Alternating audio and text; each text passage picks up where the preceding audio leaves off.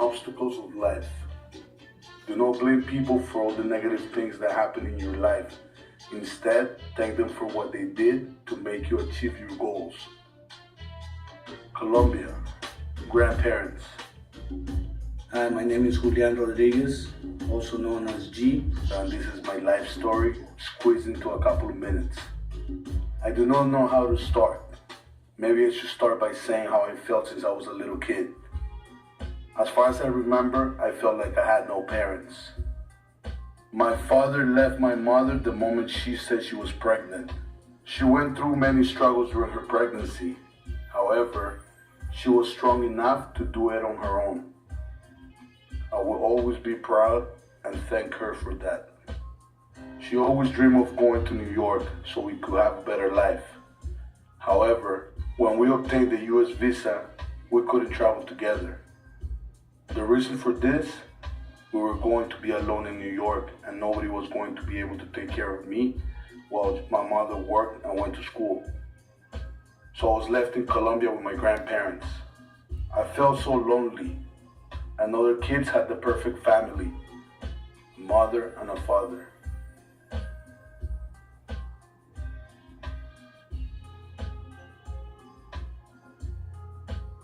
Five years went by and my mother came back to my life. We had to base our relationship on friendship instead of a mother and son relationship. She wanted to take me back to New York. She told me stories about how life was so different there. There were more opportunities to progress in life and there was less crime compared to my native land, Colombia. So years went by and we finally made our dream possible. We managed to travel to the US. As I was in the plane, I looked out the window and tears came to my eyes as I seen my city further away. Those feelings were rapidly exchanged with excitement as I thought of how my new life would be. I could picture of those tall buildings, clean streets, nice cars and beautiful parks. When I got there, I found out that the landscape and architecture of New York was beautiful. In contrast, I noticed segregation between races when I went to school.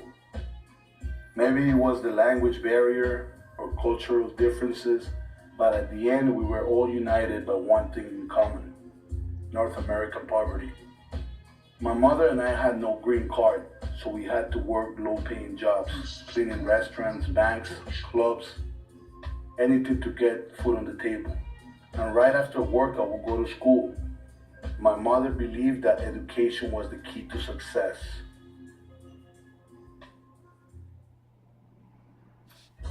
When payday came, I was not satisfied, since 70% of our earnings went to my mother, who did the hardest job and extra hours. I was getting paid about $40 a week, working 4 hours, 7 days a week. I was not happy about this. I felt like they were taking advantage of us for working under the table. In other words, I did not have a work permit or citizen status.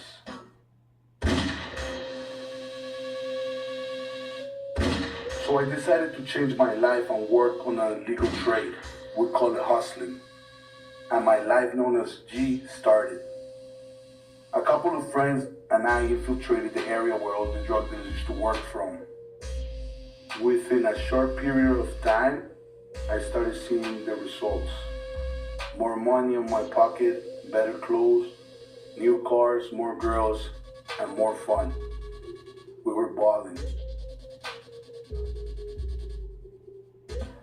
However, this couldn't come without drama, and one of my partners started hating on me.